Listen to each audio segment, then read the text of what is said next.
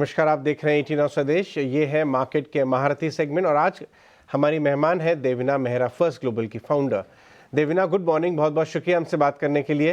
पिछले 24 घंटे में काफ़ी कुछ कोहराम मचा ग्लोबल मार्केट्स में, इंडियन मार्केट्स ने भी उसमें पार्टिसिपेट किया, लेकिन कितनी तेज़ी से चीज़ें काम होती हुई नज़र आ रही हैं और क्या वाकई में ये वाकई काम हो रही हैं या नहीं हो रही हैं। इसलिए आपको तो इतना बड़ा अच्छा तजुर्बा है ग्लोबल मार्केट्स का। आज अपनी बातचीत वहीं से शुरू करते हैं।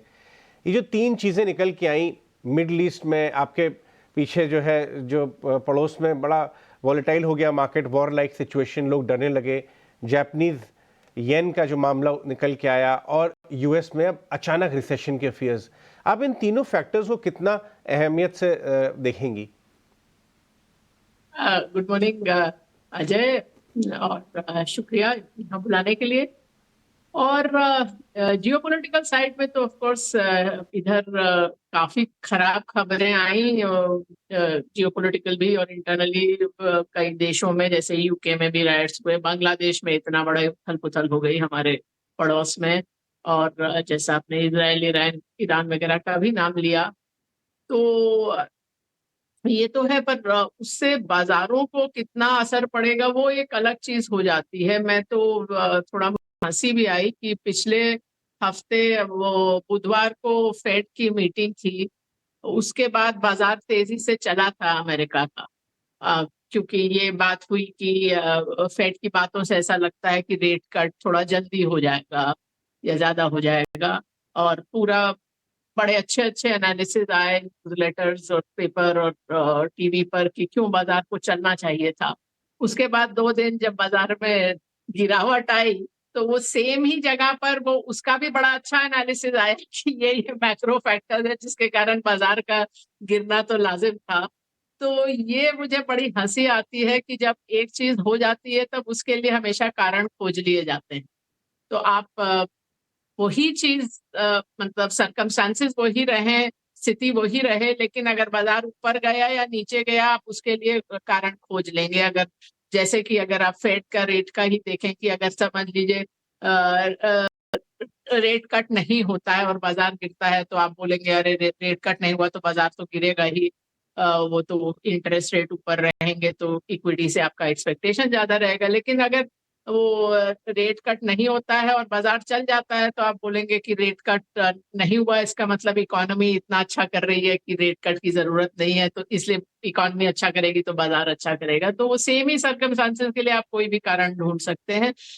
रिसेशन का जहां तक सवाल है, मतलब अभी इतने इतने क्वार्टर्स तक, इतनी तिमाही, इतने साल तक, बल्कि पिछले 2 साल में फेड ये कोशिश कर रहा था कि इकोनॉमी यूएस की थोड़ा स्लो डाउन हो, लेबर मार्केट इतना ज्यादा पॉइंट नहीं रहे कि जितनी नौकरियां हैं वो उतने लोग नहीं मिले। तो वहां तक हम लोग उसके आसपास पहुंचे हैं, तो उसमें कोई बहुत बड़े पैनिक की बात नहीं है मेरे हिसाब से। लेकिन आप अगर विश्व के हिसाब से देखें तो इंडिया, भारत जो है वो अभी भी हमको लगता है कि आउट परफॉर्म करेगा। और जहां तक जापान का सवाल है, ये भी एक बात है कि बाजार इतिहास इतना जल्दी भूल जाते हैं। अभी पिछले 2 दिन में मेरे को कई पेपर में येन कैरी ट्रेड का एक्सप्लेनर नजर आने लगा है, और लोग भूल जाते हैं कि ये चीज पहले भी कई बार हो चुकी है कि लोग येन में बोरो करते हैं बिकॉज येन का इंटरेस्ट रेट कम रहता है, और बाकी जगह लगाते हैं उसको, चाहे अपने बिजनेस में लगाएं या फिर बाजारों में लगाएं, और फिर एक दिन येन अचानक से ऊपर चला जाता है और वो सारा जो आपका बना बनाया खेल बिगड़ जाता है। तो वो तो हर कुछ सालों में होता है, और हर कुछ सालों में लोग ये बात भूल जाते हैं कि येन ऊपर भी जा सकता है। हाँ, सही कहा आपने, बहुत अच्छा बताया। देवीना, आप ये बताइए कि जो भी हो, लेकिन उससे एक बात तो सही हो गई, जो भी कल देखने को मिला, शायद कुछ और दिन अगर ठहर जाता तो रेगुलेटर्स की जो परेशानी है कि एफएनओ में बहुत ज़्यादा फ्रॉथ हो रहा है, स्मॉल कैप्स में फ्रॉथ हो रहा है, तो काफ़ी हद तक वो भी साफ़ हो जाता, बट हो नहीं पाया। आपने कल की गिरावट में आपने खरीदारी की थी क्या? आप कैसे देख रही हैं अगर गिरावट आती भी है यहाँ पे तो?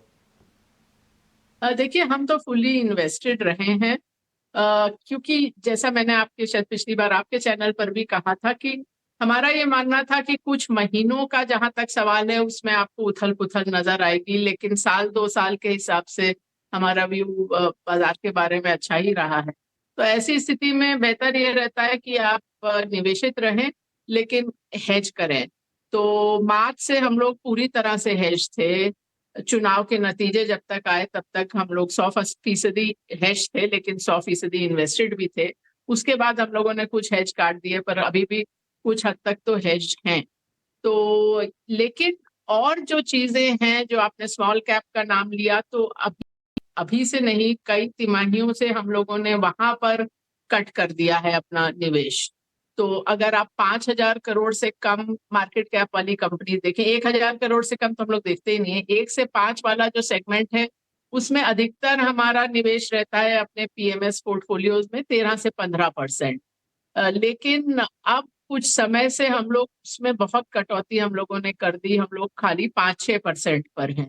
और उसका कारण ये है कि जो मैंने आपको बात समझाई कि आप निवेशित रहें लेकिन रिस्क मैनेज करें, तो जो स्मॉल कैप होता है उसमें रिस्क मैनेज करने का कोई आपके पास रास्ता नहीं है। आप स्टॉप लॉस भी लगाएंगे तो वो स्टॉक्स जब गिरते हैं तो आपको निकलने का द्वार नहीं मिलता है। सच्ची बात तो ये है, बहुत सारे उसमें से जो हर तेजी में, जो हर आती है तेजी इसमें स्मॉल कैप्स में, उसके बाद बहुत सारे वो स्टॉक तो शून्य में विलीन हो जाते हैं, उनका अता पता ही नहीं रहता है।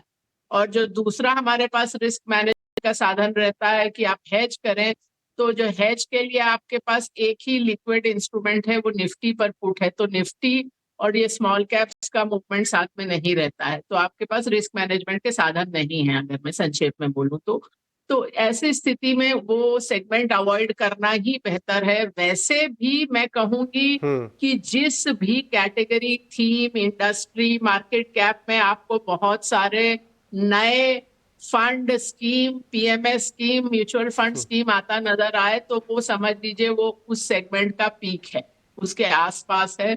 आप अगर एक आसान रूल चाहें तो ये आप कर सकते हैं कि जिस भी थीम में बहुत सारे एनएफओज वगैरह आ रहे हैं उसको अवॉइड ही करिए। तो देवीना, इस हिसाब से तो आपका इशारा इस तरफ है शायद कि डिफेंस, मैन्युफैक्चरिंग और कुछ इंडस्ट्रियल जो है वो, क्योंकि उसी के आसपास बड़े नए थीम रहे हैं अभी हाल ही में, वो टॉप आउट हो गए एक तरह से। देखिए, अगर मैं अपने बिजनेस में जाती हूँ तो जैसा मैंने आपके यहाँ पहले भी बोला होगा कि एक सेगमेंट जिसमें हम लोग बहुत ओवरवेट थे, अभी से नहीं, लगभग 3 साल होने के आए, अक्टूबर 2021 से, वो कैपिटल गुड्स और इंडस्ट्रियल मशीनरी। तो वहां हम लोग कटौती करते चले हैं। अभी भी हम लोग थोड़ा ओवरवेट होंगे, एक समय में हम लोग बहुत ओवरवेट थे। तो अभी जो जुलाई में हमने रीबैलेंस किया, और रीबैलेंस हम लोग करते हैं जो कहते हैं बेस जीरो, कि आज हमारे पास कैश हो तो हम लोग किधर निवेश करें, उस हिसाब से। तो वो सेगमेंट में कटौती तो की है, पर फिर भी हम लोग ओवरवेट हैं। डिफेंस वगैरह में अब हमारा कोई विशेष निवेश नहीं है, ना ही पावर में है। तो पावर और एनर्जी यूटिलिटीज वो एक एरिया है जहां हम काफी अंडरवेट हैं। और इस बार हमारे जो सिस्टम्स ने दिखाया उसमें कुछ तो काफी इंटरेस्टिंग चीजें आई। एक तो कि फार्मा हेल्थ केयर में पहले भी हमारा ओवरवेट था, पर अब वो और बढ़ गया है, और भी स्टॉक्स आए हैं उसमें। एक जो बिल्कुल नया सेक्टर आया है वो है केमिकल्स। तो केमिकल्स के कई सारे स्टॉक इस बार आए हैं। ऑटो कंपोनेंट्स में और काफी बढ़ोतरी हुई है। और एक सेगमेंट जो मतलब आप लेंडिंग फाइनेंशियल्स को तो छोड़ दीजिए, उसमें उसमें हमने जो फेरबदल किया है वो ये कि अब पीएसयू बैंक्स में जो ज्यादा वेटेज था उसको अब कुछ प्राइवेट सेक्टर बैंक में ले गए हैं। और एक और जो सेगमेंट जो नॉन लेंडिंग फाइनेंशियल्स का है, जो ज्यादातर मैं देखूं तो वो बाजार से रिलेटेड स्टॉक्स थे, जैसे एएमसीज थे, या वो स्टॉक एक्सचेंजेस, या ये और बाजार से रिलेटेड जो ब्रोकिंग टाइप की कंपनीज हैं, इस तरह की चीजें, वो सब इस बार हमारे सिस्टम को उनमें से एक भी पसंद नहीं आया। तो उसमें जितना भी हमारा निवेश था उससे हम लोग निकल गए हैं। तो ये इस बार जो, अगर मैं पिछले महीने में देखूं तो ये बड़ा जो बदलाव आया है हमारे पोर्टफोलियोज में, तो ये होगा। बिल्कुल, आपको इंक्रीमेंटली पॉजिटिव नजर आ रही हैं, आपको ऑटो कंपोनेंट्स में इंटरेस्ट है, और आप फाइनेंशियल्स में अब पब्लिक सेक्टर से निकल के प्राइवेट लार्ज कैप फाइनेंशियल में निकल गए हैं, और मार्केट रिलेटेड स्टॉक्स में आपने कमी कही है। ये बहुत शानदार आपने चेंजेस बताए। एक आखिरी सवाल, रूरल इकोनॉमी में जो अगली रिबाउंड आ रहा है उसको आप कैसे देख रही हैं? कंजम्पशन एंड में कौन से हिस्से पे आप बुलिश हैं देवीना? ऑटोज में, मतलब ऑटो में हमारा टू व्हीलर में ही ज्यादा निवेश है, तो ये तो एक सिस्टम से भी निकल के आया है, तो वहां हमारा निवेश बना हुआ है। उसके अलावा अभी तो देखना पड़ेगा, अभी एफएमसीजी में एक दो स्टॉक है, पर बहुत सारे स्टॉक अभी एफएमसीजी में नहीं आए हैं। तो वो देखना पड़ेगा वो किस तरह से प्ले आउट होता है। और फिर ये भी है कि मैंने ये जो इस बार बजट का जो डॉक्यूमेंट देखा, तो वो भी था कि अगर लोगों के हाथ में ज्यादा पैसा आता तो एक अलग बात थी, लेकिन आप अगर बजट में जो एस्टिमेट्स हैं वो देखें तो आप देखेंगे कि पर्सनल इनकम टैक्स ये एस्टिमेट किया गया है कि इस बार 16.5% बढ़ेगा, जबकि जीडीपी का एस्टिमेट है, नॉमिनल जीडीपी का, कि 10.5% बढ़ेगा। तो कॉर्पोरेट टैक्स का एस्टिमेट वही है कि 10.5 जीडीपी बढ़ेगा और 10.5 कॉर्पोरेट टैक्स बढ़ेगा, लेकिन पर्सनल इनकम टैक्स का है कि जीडीपी 10.5 बढ़ेगा लेकिन पर्सनल टैक्स 16.5% बढ़ेगा।